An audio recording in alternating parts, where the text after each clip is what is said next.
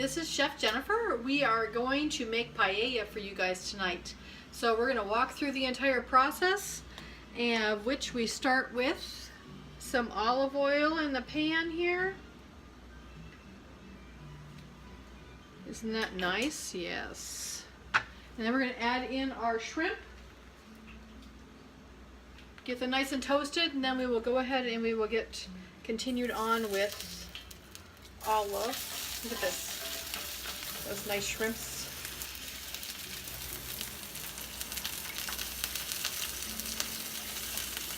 Get them nice and cooked.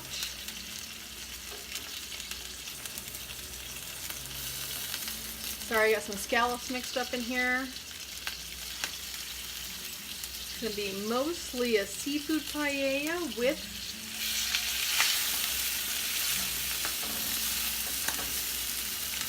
some chorizo. There's the last guy who was hiding on us. Get these guys all done. And then we're going to save them in a bowl. They pink up really nicely. I like to use the shrimp with the head still on them. They add a lot of additional flavor. I don't personally eat the heads, but I know that the bouillon that they create is absolutely fantastic. Lots of people I know do eat the heads, just not. I'm not one of them, but I do like them left in the food. And plus, they're super pretty when you're finished. They have the beautiful color to them.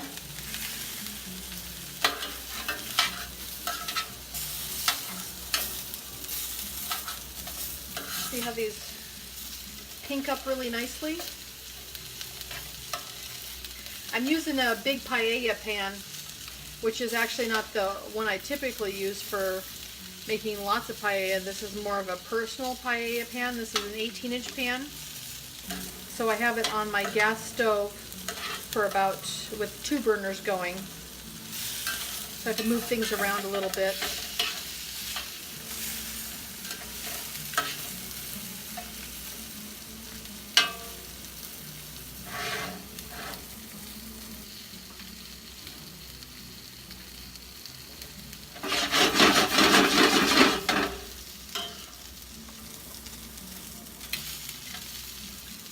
Separate them out a bit. I'm going to turn this one side up a little bit.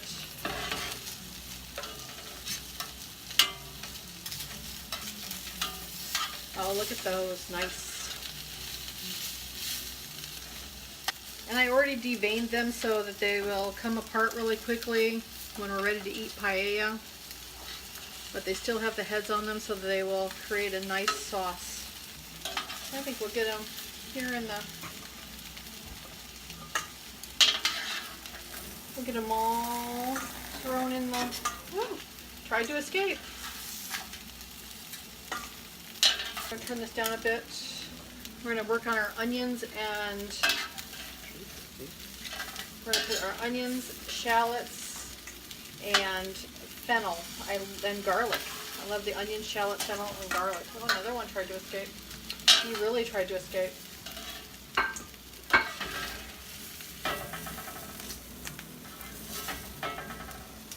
We'll throw some more olive oil in here. We'll get the onions and stuff going. I'll turn on this paella pan just a hair so that it doesn't burn things. And throw some more olive oil in here. And of course, we're going to leave all of the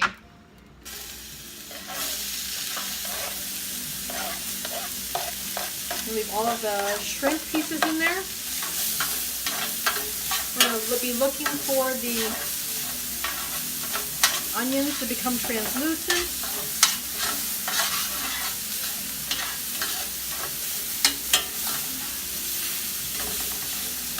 I think that's really pretty. I'm going to throw some salt and pepper in here.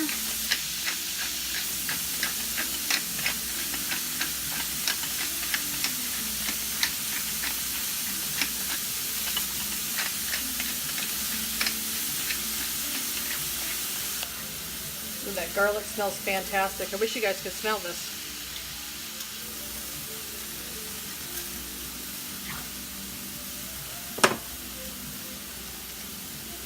I'm going to try a little bit more olive oil.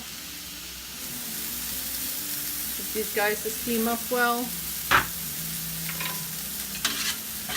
So we throw the chorizo in. This is chorizo in here. Some people use chorizo sausage. If chorizo sausage is not available in your area, then I just get chorizo and I make little chorizo meatballs out of it. Nice spicy oil. Portuguese chorizo is probably the best, but depends on what you have in your area and what's available.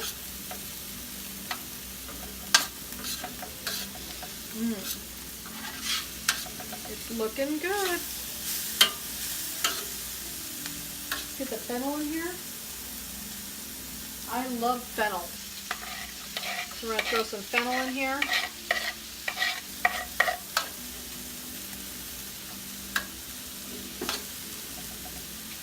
And we're going to throw the rice in. So I'm using Arborio Rice.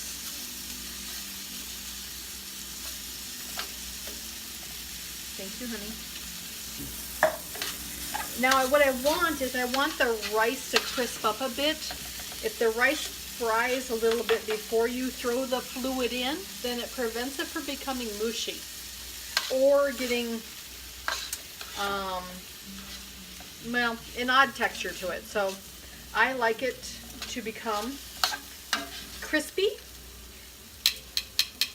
I like to become crispy before I add any fluid to it, so I'll stop it once it starts to get kind of, it'll start to pop when you know that it's starting to get done, and it'll start to brown a bit, and that is when I want to add my fluid, because at that point I really have a crispy rice that is going to absorb the flavors of the shallots, of the onion, of the fennel, and of the chorizo that I have in here right now.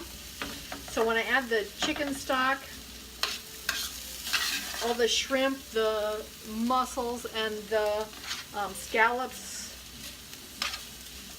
as well as the clams back in, then it will already have had a spicy flavor to it, so that I don't have to worry about it becoming way too mushy or not absorbing the flavors that I have got included in the food already. So you see it kind of, you hear it a little bit start to pop. Oh, I can smell it. So that's one thing in video that you can't do, is you can't smell what's going on in the dish actually. But you can kind of hear it crisp up a bit. You hear that happening? I hope so. All right, I'm going to separate this out.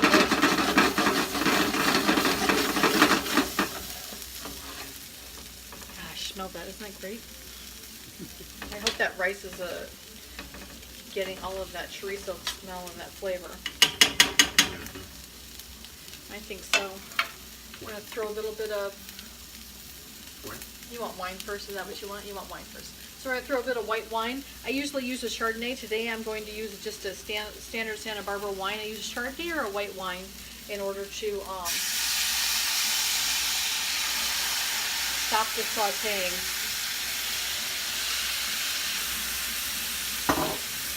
I'm not a fan of a Riesling or a Viognier being part of my food when I'm cooking. However, that wine, oh look at that, does a really good job of starting to simmer in some fluid. It absorbs it fairly quickly.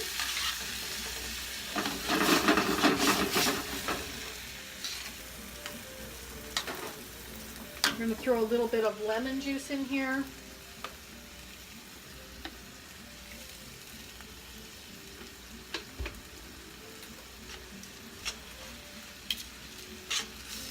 Because that lemon's going to be really good for the lemon's going to be really good for the seafood.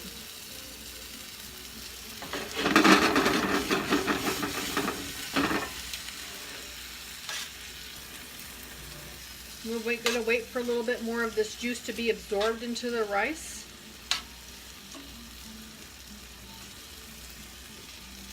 Start to boil up a bit. We're going to start to add back in the clams. Want to get these nice and opened up. Scallops, we're adding these guys back in here. Look at those big scallops. I love those large scallops. So these are Japanese scallops.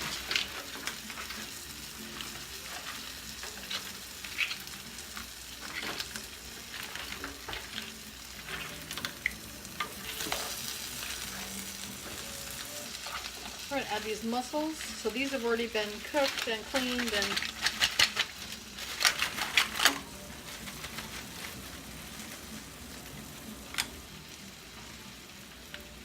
organize these guys out a bit.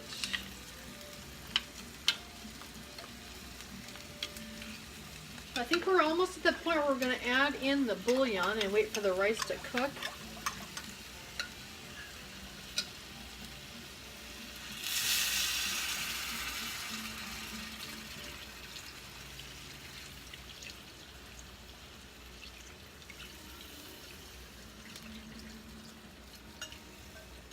We're going to start with that and get the rice cooking really well. And maybe a hair more. The rice cooking really well.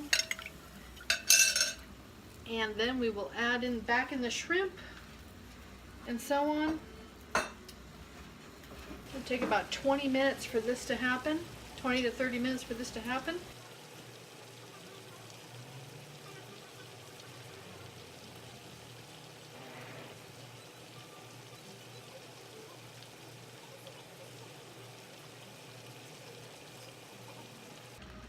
You guys know that if fish does not, seafood does not, or shellfish does not open, then you don't eat those. Those are bad.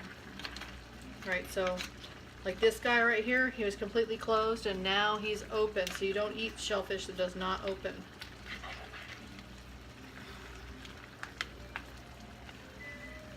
So we're going to add the peppers now. I'm going to turn the timer on for 5 more minutes, please.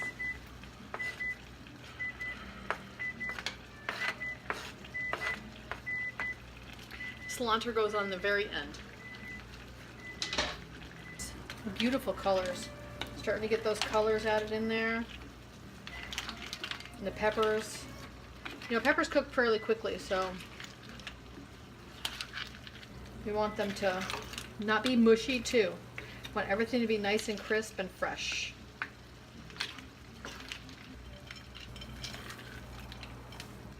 Oh, we got a green color.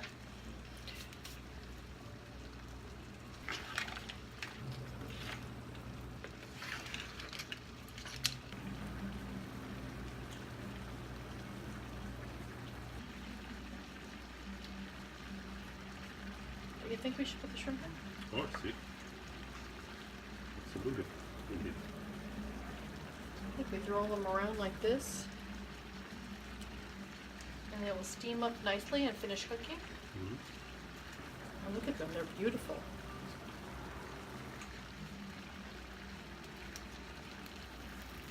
I'm glad I deveined them all so that we can be easy to just pull them out.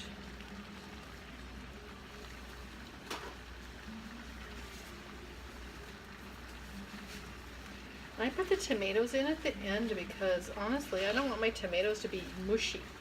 I don't like mushy food. In case you haven't gotten that, I really don't necessarily like mushy food, so I throw my tomatoes in towards the end. And then with my shrimp here, a few more minutes, we are going to be, oh, look at that. Yes. Isn't that paella beautiful? Oh, it looks absolutely fantastic. I say we leave it alone for 5 more minutes and then maybe 3 more minutes. And then we wait and then we put the cilantro on it and we indulge. Yes. Put the cilantro on top. I can't wait. We're gonna let this rest for a couple of minutes, and then we are gonna, oh geez Louise, that is beautiful. Looks like most of the clams opened up. Yeah. And we, of course, cooked the mussels earlier, so they already were open. Or the ones that didn't, we didn't add. Wow. That's fantastic. Yes, yes, yes, I know. I just want to stir it just a hair.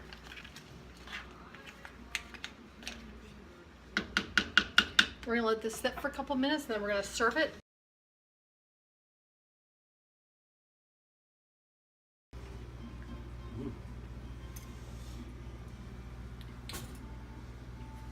What do you think?